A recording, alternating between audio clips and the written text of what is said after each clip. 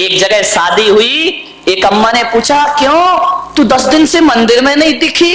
बोले क्या करूं बहन, लड़के की शादी थी इसलिए मैं नहीं आ पाई। हो गई तेरी शादी? बोले हो गई। बोले कहां की बहू है? बोले औरंगाबाद की। बोले औरंगाबाद की? बोले हाँ। बोले कितना मिला है? अब तुझे क्या लेना देना कितना मिला है, वो जाने उसकी बहू जाने, तेरी छाती काहे को जल रही है? क्या मिला दहेज में? अरे भाई दहेज में छोड़ो, हमने तो महाराज के प्रवचन सुन लिए थे कि दहेज लेना पाप है।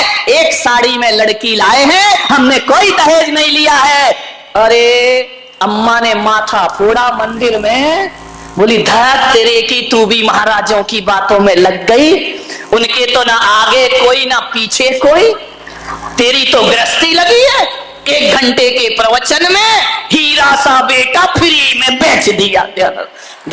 तेरे की सत्यानाश, हीरा सा बेटा। अब जब इतना हीरा सा था तो तूने अपनी लड़की क्यों नहीं दी?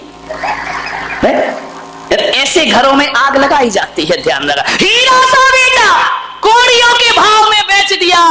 मैं होती तो लाखों रुपए लेती दे। अब बता, उस बुढ़िया के दिमाग में कचरा डाल दिया इसने। वो इतनी खुश थी बेचारी, और ऐसे मीठे शब्द बोल बोल के कचरा डाल दिया कि हीरा सा बेटा। जब हीरा सा था तो तुझे पहले का कीड़ा सा दिख रहा था वो। ध्यान रखिए, मत उजाड़ो किसी के घर, ध्यान रखिए, घरों को बसाइए, किसी के घरों को बर्बाद मत करिए। आओ, ये इंसान एक मंदिर के समान हुआ करता है, और ये धरती उस तीर्थ स्थान के समान हुआ करती है जहां हम लोग रहा करते हैं। मान्यवर, एक तीर्थ जैसा वातावरण बनाइए, जीवन स्वर्ग हो जाएगा आपका। किसी के घरों को बर्बाद मत करो। तुम्हें क्या लेना देना दहेज मिले नहीं मिले। आजकल मंदिरों में ये पद्म पुराण नहीं पढ़ती, बुढ़िया पुराण ज्यादा पढ़ती हैं। पुराण तो खुला ही रहता है, रामायण दूसरी चलती रहती है। पता चला इतनी देर मंदिर में क्या बोले स्वाध्याय कर रही थी। अब तुम्हारे स्वाध्याय में बकवास के सिवा होता क्या है? बोलो, निंदा पुराण है और कुछ नहीं है। 2 लाइन पढ़ते हो, घंटा भर बुराइयां करते हो। इसकी बुराई उसकी बुराई, और कोई नहीं मिला तो पुलक सागर आए, इनकी बुराई कर लो थोड़ी सी। ध्यान रखिए, मुझे समझ ही नहीं आता। ये धर्म ध्यान है, ये स्वाध्याय है। 4 बैठ करके रामायण शुरू कर देती है अपनी, वो ऐसे वो वैसे वो ऐसा। अरे मैंने एक महिला बड़ी बुराई कर रही थी मंदिर में बड़ी जोर जोर से, ये महाराज वैसे वो महाराज वैसे, उसकी बहू ऐसी उसका बेटा ऐसा। अरे तो मैंने कहा इधर आई, ये कर क्या रही है? बोले क्या कर रहे हैं? धर्म ध्यान कर रहे हैं। मैंने कहा ये धर्म ध्यान हो रहा है, एक दूसरे की बुराइयां कर रही हो, एक दूसरे महाराजों की बुराइयां निंदा कर, ये धर्म ध्यान है तुम्हारा? बोली महाराज जो आपने सिखाया वही तो कर रहे हैं। मैंने कहा मैंने क्या सिखाया? बोले आपने तो कहा था कि रोज आलोचना पाठ पढ़ा करो। मैंने कहा कमाल है, धन्य है भाई, ये आलोचना पाठ चल रहा मंदिर में। मैंने कहा था अपनी आलोचना करना, तू मेरी आलोचना करने लगी। जय हो, विचार कर। ये बुढ़िया पुराण, इससे कोई कल्याण होने वाला नहीं है। ये ग्रंथ आचार्यों ने लिखे थे अपने कल्याण के लिए, तुम लग गई जगत के कल्याण के लिए। वाह रे आदमी, पंडित खाए काकड़ी, गुरु दूसरों को दे आकड़ी। मेरे भाई, ये स्थिति बन गई हमारे स्वाध्यायों की, हमारे मंदिरों की। मैंने एक महिला से पूछा कि मंदिरों में इतनी बुराइयां क्यों करती हो? बोले इससे अच्छा स्थान मिलेगा कौन सा? लोग धार्मिक भी समझते हैं और अपना काम भी हो जाता है। याद रखिए, मान्यवर, मंदिरों को अपवित्र मत करिए, विचार करना है। ये स्वाध्याय के नाम पे, ये पूजा पाठ के नाम पे, ये परंपराओं के नाम पे समाज में जो जहर घोला जाता है, ध्यान रखना, सोचना है आपको, विचार करना है। ये मोक्ष के रास्ते सदा सदा को बंद हो जाया करते हैं। अरे मोक्ष के रास्ते वो नहीं होते हैं जो समाज को 2 भागों में बांट दे। मोक्ष के रास्ते तो वो होते हैं जो शेर और गाय को एक घाट पानी पिला दे। वो मुक्ति का रास्ता हुआ करता है। सांप और नेवला को एक साथ बिठा देता है, वो मुक्ति का रास्ता हुआ करता है। ध्यान रखिए, कुछ नहीं है, सब बकवास। जिसे धर्म समझ रहे, धर्म धर्म सब कोई कहे, धर्म न जाने कोई। ध्यान रखिए, एक बार क्या हुआ, महादेव शिव पार्वती के साथ, अभी कहानी सच्ची है झूठी, इस लफड़े में मत पड़ना, तो ना किसी पुराण में ढूंढना। हर कहानी पुराणों में नहीं होती, कुछ प्राणों में भी हुआ करती है, ध्यान रखिए। और पुराणों की कहानी नहीं, मैं तो प्राणों की कहानी ज्यादा बताता हूं। ध्यान रखना, पुराणों की कहानी तो इधर से सुनते हो, इधर से निकाल देते हो, लेकिन जब मैं प्राण की कहानी बोलता हूं तो तुम्हारे प्राण तक पहुंच जाया करती है। ध्यान रखिए, ये कहानी प्राणों की है। महादेव चले जा रहे हैं, पार्वती साथ है, और जब जैसे ही निकले काशी बनारस के ऊपर से, तो कोई कह रहा हर हर महादेव, कोई कह रहा जय शिव शंकर, हे महादेव। कोई हाथ ऊपर किए ध्यान कर रहा है, कोई एक पैर से खड़ा होकर के ध्यान कर रहा है, कोई गंगा में जल समाधि लिए शिव का ध्यान कर रहा है, कोई शिव नाम की माला फेर रहा है, कोई ओम नमः शिवाय में लगा हुआ है। पार्वती ने पूछा महादेव से कि स्वामी, ये इतने लोग हिंदुस्तान के आपकी आराधना कर रहे हैं, क्या आप सबको बैकुंठ पहुंचा देंगे? इतने लोगों का कल्याण करेंगे? महादेव ने कहा कौन कर रहा है मेरा ध्यान? बोले ये देखो जमघट लगा हुआ है, ये कुंभ का मेला लगा हुआ है, ये सब आपका ही तो ध्यान कर रहे। महादेव आपसे निवेदन है, इन भक्तों का कल्याण करो, इन भक्तों का उद्धार करो। महादेव ने कहा कि पार्वती तुम समझ नहीं पा रही हो, ये भीड़ है, एक भी भक्त नहीं है मेरा। अरे बोले नमः शिवाय चिल्ला रहे हैं। अरे बोले सब ऐसा ही है, इन पे ध्यान मत दो। अरे बोले महादेव आप इतने कठोर क्यों बन रहे हैं? आप तो भोलेनाथ हैं, आपका नाम ले रहा उसका बेड़ा पार करो, उसका उद्धार करो। महादेव ने कहा तुम नहीं समझोगी। पार्वती ने कहा देखो मेरा हृदय करुणा से भर रहा है, इन जीवों को बैकुंठ पहुंचाओ महादेव, इनका कल्याण। महादेव ने कहा तू ठहर, ये नारी की जिद से तो देवता भी परेशान करें क्या? यदि जिद पे आ गई तो हो गया काम। नारी हट बहुत ही बुरी हट होती है, ध्यान रखना। अभी नारी की तो हट्टी की सोने का मृग ले आओ, अब राम जी को भी लेके जाना पड़ा, जानते तो वो भी थे कि सोने का होता ही नहीं है। ध्यान रखिए, विचार करिए। महादेव ने कहा मैं तेरी जिज्ञासा शांत करूंगा, नहीं तो तू कैलाश में मुझे चैन से नहीं बैठने देगी। ध्यान रखना। बोले खैर मैं करता हूं व्यवस्था, ये जो तू कह रही है कि इनका बेड़ा पार, देख मेरा सच्चा भक्त कौन है। बोले ये सारे भक्त है, कोई जल चढ़ा रहा, कोई अर्घ चढ़ा रहा है, कोई आपके नाम की धुनी रमा रहा है। बोले सब ढोंगी, कुछ नहीं है इनमें। बोले बरसों से हाथ ऊपर किया, अरे बोले सब बेकार।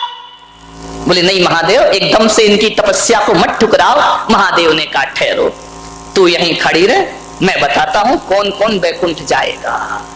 महादेव ने एक कोढ़ी का रूप बनाया, कुष्ठ गलित, दुर्गंध आ रही है शरीर से, और गंगा किनारे काशी में एक सीढ़ी पर जाकर बैठ गए कोढ़ी बन करके। बड़े बड़े पंडित आए, बड़े बड़े साधु संत आए। उसने कहा हे भाई मुझे गंगा स्नान करा दो, मेरा गंगा में नमन करा दो, मेरा कुष्ठ दूर हो जाएगा, मेरे पाप दूर हो जाएंगे। जो निकला छी छी दूर, कौन छुएगा तुझे, तुझे तो कुष्ठ रोग हुआ, तेरी देह गल रही है। सब मुंह बना करके निकल गए, नमः शिवाय। कोई डमरू बजा रहा, कोई ढपली बजा रहा। महादेव ने गौरा से कहा कि देख रही हो ये मेरे भक्त एक भी मुझे गंगा में स्नान नहीं करा रहा है। जिससे कहा वही मुंह फेर के चला गया। पंडित चले गए, महंत चले गए, किसी ने हाथ नहीं लगाया कि महादेव को कोई इस बूढ़े को गंगा में स्नान करा दे। जब पूरा दिन बीत गया, एक गरीब निकला। उस गरीब के उस कुश्ती ने, उस कोढ़ी ने पैर पकड़ लिए, मुझे गंगा स्नान कराओ। बोले अरे तुम मेरे पैर क्यों पकड़ते हो, तुम्हें गंगा स्नान मैं कराऊंगा। उसने उठाया, जिसकी मवाद गिर रही हो कोढ़ से, उसने उठाया, चलो मैं तुम्हें गंगा स्नान कराता हूं। वह ले गया, गंगा में स्नान कराया। कहानी कहती है कि जैसे ही स्नान कराया, महादेव अपने रूप में प्रकट हो गए और उन्होंने कहा देखो गौरा पार्वती, सच्चा बैकुंठ जाने का अधिकारी ये है, वो मेरे नाम की माला जपने वाले बैकुंठ जाने के अधिकारी नहीं हो सकते हैं। मान्यवर ध्यान रखिए, इंसान से नफरत, भगवान से प्रेम। ध्यान रख, दुनिया से भागे फिरते हो, भगवान को तुम क्या पाओगे। ध्यान रखिए, मान्यवर, सोचना है आपको, मनुष्य से इतनी गहरी नफरत है आपको, पत्थरों की पूजा करते हो। पत्थर को पूजते पूजते तुम्हारे हृदय तो पत्थर नहीं हो गए हैं, ध्यान रखिए। हम तो उस देश के लोग हैं जो पूजते पत्थरों को हैं, लेकिन दिल फूल सा रखा करते हैं। मान्यवर, ध्यान रखिए, सोचना है कौन आएगा, आपको विचार करना है। एक बहू ने मेरे प्रवचन सुने और प्रवचन सुनने के बाद मैंने अपने प्रवचन में कहा कि भूखे को भोजन कराना बहुत पुण्य का काम है। प्यासे को पानी पिलाओ, भूखे को भोजन कराओ। सुबह उठकर सबसे पहले यही काम होना चाहिए। वो बहू जो कभी रसोई घर में नहीं जाती थी, कभी भोजन नहीं बनाती थी, वह सुबह सुबह उठी 6 बजे, रसोई में जाके काम करने लगी, भोजन बनाने लगी। भोजन बनाने के बाद उसने परिवार के सभी लोगों से कहा कि आप भोजन करिए, आप भोजन करिए। लोगों ने कहा आज तुझे क्या हो गया है, रोज तो सास कराती थी, रोज जेठानी बनाती थी, आज तुझे क्या हो गया? बोले बस एक प्रवचन में मेरी जिंदगी बदल गई, अब आप लोग भोजन करिए। बोले क्यों? बोले जब तक सब भोजन ना कर लेंगे तब तक मैं खाना खाने वाली नहीं हूं। बोले ऐसा क्या हो गया? बोले महाराज ने कहा है भूखों को भोजन कराओ तो पुण्य लगता है। हाँ, तुम लोग सही अर्थ कभी नहीं लगा सकते, तुम्हारी नजरों में सास ससुर सब भिखारी हो गए हैं ना। ध्यान रखना, उस बहू से सास ने कहा कि पागल हो गई, हमें क्या समझ रखा है? बोले महाराज ने कहा है कि भूखे को भोजन कराओ, प्यासे को पानी पिलाओ, पुण्य लगेगा। तो सास की नजरें तर्रा गई। उसने कहा तूने हमें क्या समझ रखा है, हम कोई भिखमंगे हैं? उसने कहा नहीं मां, तुम तो मेरी मां हो, जगत जननी जगदम्बा हो, लेकिन मैं आपसे इतना निवेदन करती हूं कि उस प्रवचन का अर्थ मैंने यही लगाया कि ये जरूरी नहीं है कि दरवाजे पे भिखारी खड़ा हो उसे खिलाना पुण्य है। मेरी मां, तुम रात में अन्न जल का त्याग करके सोती हो, आप भी रात भर से भूखी हो, भिखारी को भोजन बाद में मिलेगा, पहले मेरी घर की देवी को भोजन प्राप्त होगा, पहले घर की देवी को मैं भोजन दूंगी, तब मुझे हकीकत में पुण्य का लाभ। ध्यान रखिए, पड़ोसियों को देने से पुण्य लगता है क्या? अकेले भिखारी को देने से? घर में लोग भी तो भूखे होते हैं ना। मेरे भाई, आप विचार करना है, पुण्य कमाने के कई तरीके हुआ करते हैं। उस दिन से उस बहू ने संकल्प कर लिया कि नहीं, अब सबसे मैं लास्ट में भोजन करूंगी। तो बोले तू आखिरी में भोजन क्यों करती है? बोले जैसे देवता को चढ़ाने के बाद प्रसाद लिया जाता है, पूरा परिवार भोजन करे, मैं परिवार की पुजारिन हूं, सबसे आखिरी में प्रसाद ग्रहण करती हूं। यही मेरे जीवन का एक आदर्श हुआ करता है। घरों को आदर्श बनाओ, घरों को उजाड़ो मत, घरों को बर्बाद मत करो, जिंदगी को स्वर्ग बनाने का प्रयास करिए। एक लड़का था गरीब, बहुत गरीब, उसकी एक विधवा मां थी, बड़ी दुखी थी। उसने कहा मैंने तो अपना विधवापना गुजार दिया, मेरे ना पति है, एक इकलौता लड़का है। उसने कहा मैं करूं क्या, मेरे बाद इस लड़के का क्या होगा? ना मैं इसे पढ़ा पाई, ना मैं इसे लिखा पाई, मेरे पास इतना पैसा ही नहीं था। एक झोपड़ी में रहती थी गांव के बाहर। उस बुढ़िया को पता चला कि जंगल में कोई पहुंचे हुए संत पधारे हैं। उसने बच्चे से कहा कि बेटा एक काम कर, बहुत पहुंचे हुए संत जंगल में आए हैं, जा उनसे कुछ पूछा।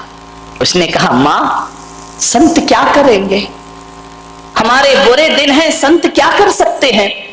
बोले बेटा संत कुछ ना करे, वो हमें कुछ नहीं देंगे, लेकिन मेरी आत्मा बोल रही है कि संत के पास जरूर जाओ, वो तुम्हें कुछ दे या ना दे, लेकिन तुमसे कुछ लेने वाले भी नहीं है। जाओ संत के पास, जाने में फायदा हो या ना हो, लेकिन एक बात मान लेना बारामती वालों, संतों के पास जाने से नुकसान कुछ नहीं हुआ करता है, फायदा हो या ना हो, ध्यान रखिए, कोई नुकसान नहीं होगा। जाओ बेटा, कुछ मत मांगना, बस मेरा एक प्रश्न पूछ लेना। बच्चे ने कहा, मां क्यों परेशान होती है, मैं खुश हूं ना गरीबी में। बोले, बस बेटा जाकर इतना पूछ ले, मेरा कहना मान ले, बहुत बड़े संत है, जाकर इतना पूछना। देख, मैं तुझे पढ़ा नहीं पाई, लिखा नहीं पाई, लेकिन तुझे संस्कार जरूर दे रही हूं, जाकर के इतना पूछना। संत से ये मत कहना कि हमारी गरीबी मिटा दो, बस इतना सा प्रश्न कर लेना कि संत जी हमारे बुरे दिन दूर होंगे या नहीं होंगे, कब होंगे हमारे बुरे दिन दूर। बच्चे ने कहा, मां तू परेशान मत हो। बोले, बेटा तू जा, मेरी आज्ञा मान। क्या करता, मां का आदेश, चला गया संत से प्रश्न पूछने। बड़ी दूर जाना था, गरीब के घर ना गाड़ी होती, ना मोटर होती, ना कार होती है, पैदल ही चला जा रहा है। शाम होने आई, एक गांव में पहुंचा, नगर सेठानी दरवाजे पर थी। जाकर के उस बच्चे ने कहा कि मां रात हो रही है, मुझे जाना दूर है, तुम्हारे घर में मुझे सहारा मिलेगा, एक रात सोने का अवसर दे दो, कहीं भी मुझे सुला दो, जहां गाय बनती हो वहां मुझे सुला दो, बस एक रात सहारा दे दो। उस सेठानी को थोड़ी दया आई, उसने कहा, बच्चे आओ रात सो जाओ। वो पुराना जमाना था, आज तो रिश्तेदार को भी सुलाना खतरे से खाली नहीं है मेरे भाई, ना जाने क्या उठा के ले जाए। उसने कहा, बेटा आराम से सो जाओ, कोई दिक्कत नहीं है, विश्राम करो, कुछ खाओगे? उसने कहा, नहीं मां, बस तूने मुझे चार दीवार एक छत दे दी, बड़ा उपकार मानूंगा तुम्हारा।